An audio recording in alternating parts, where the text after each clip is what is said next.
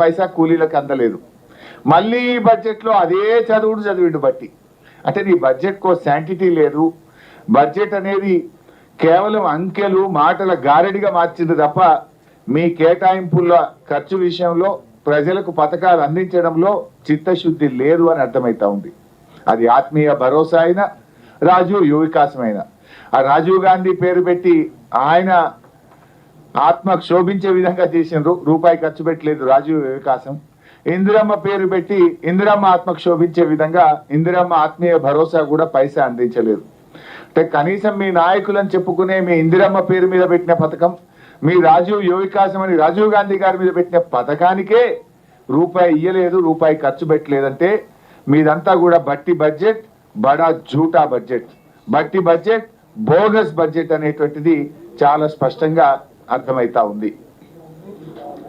Assembly ఎన్నికల టైంలోనేమో అభయహస్తం, ఇవాళ మూడో బడ్జెట్ చూసిన తర్వాత అది అభయహస్తం కాదు రిక్తహస్తం అని అర్థమైపోయింది. తెలంగాణను హైదరాబాద్ను మూడు ముక్కలు చేయడం తప్ప ఈ బడ్జెట్లో విజన్ లేదు. బడ్జెట్లో చూస్తే ఆ క్యూర్ ఆ మూడు ముక్కలాట తప్ప బడ్జెట్లో ఎక్కడ కూడా విజన్ కనబడలేదు. మాకు ఓటు వేసిన ప్రజలకు వెన్నుపోట్లు పొడిచారు. ఇవాళ బడ్జెట్ చూస్తే మహిళలకు 2500 ఇస్తామన్నారు, మొండి చేయి. వృద్ధులకు 4000 పెన్షన్ ఇస్తామన్నారు, మొండి చేయి. ఉద్యోగస్తుల పాత బకాయిలు ఇచ్చే విషయంలో పిఆర్సీ డిఏ విషయంలో ఉద్యోగస్తులకు మొండి చేయి. రిటైర్డ్ ఉద్యోగుల బకాయింపుల చెల్లింపు విషయంలో ఏదైనా చెప్తారేమో, ఊరట కలిగిస్తారేమో అంటే మొండి చేయి.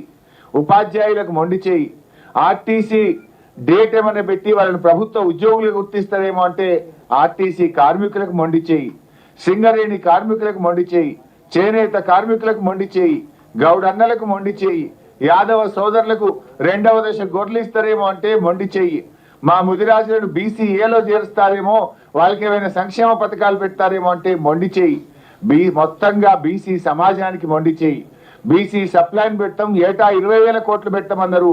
ఇవాళ మూడో బడ్జెట్ అయిపోయిన తర్వాత కూడా బీసీలకు సప్లైన్ పెట్టింది లేదు. బీసీలకు మొండి చేయి చూపించారు. ఎస్సీ ఎస్టీలకు మొండి చేయి.